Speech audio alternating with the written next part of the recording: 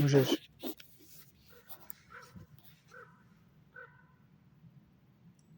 Můžu tam vidět?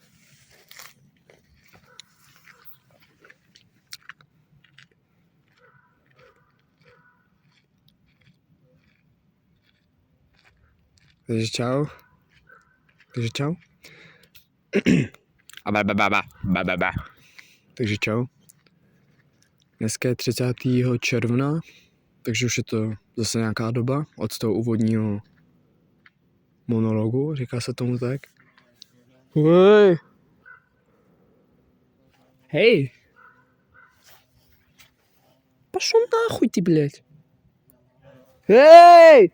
Proč mě obtěžuje, kámo? Nevím, to je nějaký sršeň.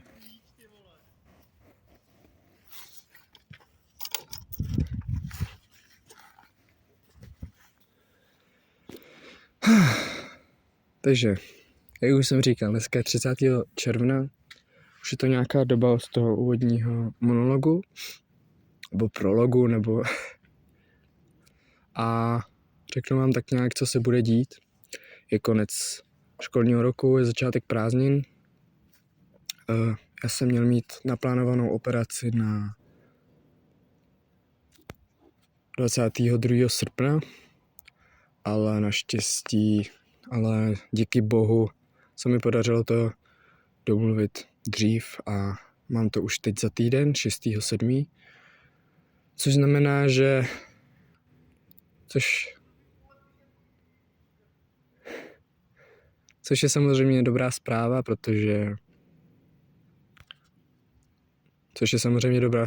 protože budu mít víc času na trénink,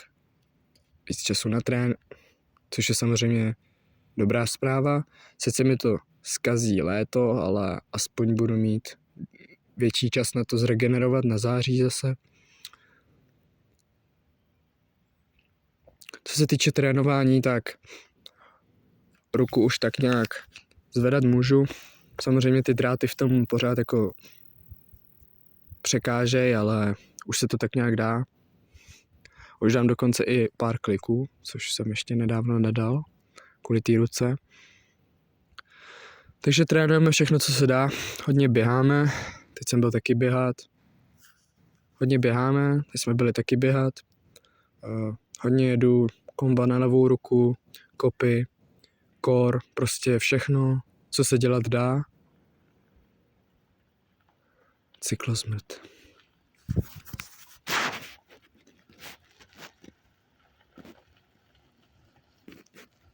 Pre.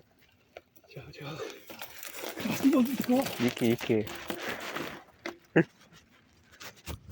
To bude slavný třeba jednou. Takže zkrátka prostě trénujeme všechno, co se dá. A já se vám ozvu...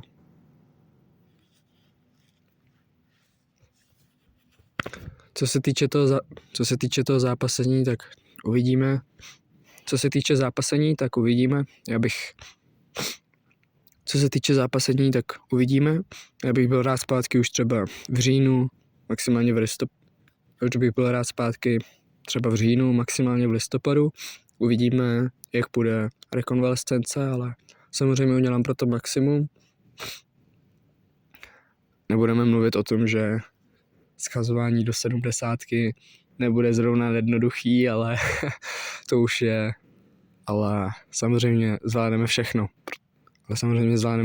protože... Ale samozřejmě s boží pomocí zvládneme všechno. No a to je asi všechno, co bych tomuhle teď mohl říct. Ozvu se vám z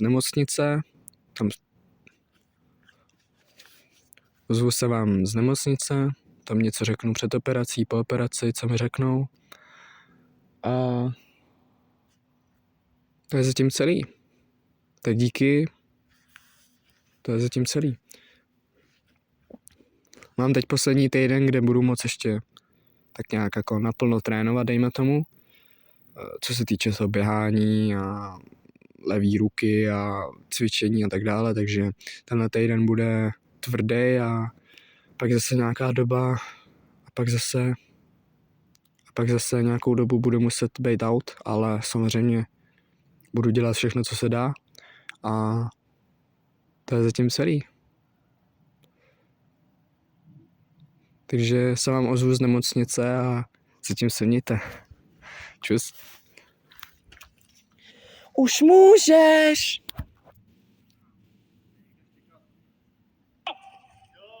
Nevím, to je nějaký sršej. Dneska je 30.